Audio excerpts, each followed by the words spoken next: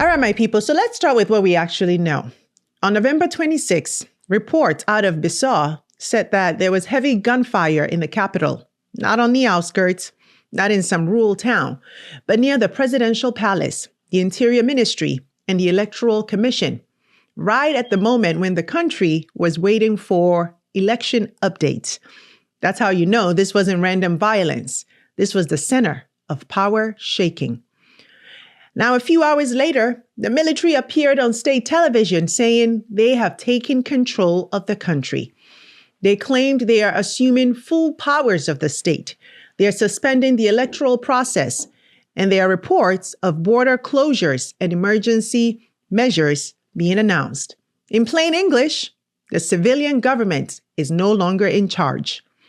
And here's the spark that lit the fire.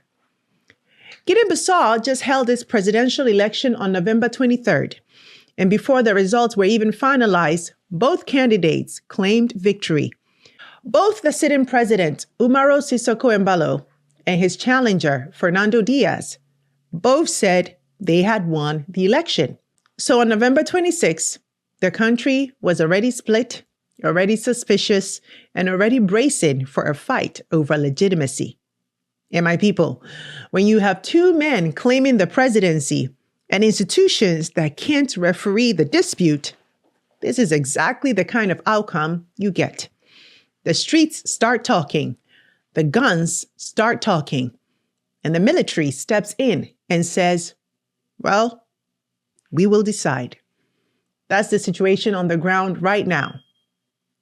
But to understand why Guinea-Bissau keeps reaching this boiling point, why democracy here gets interrupted over and over again, we have to zoom out and look at the bigger picture.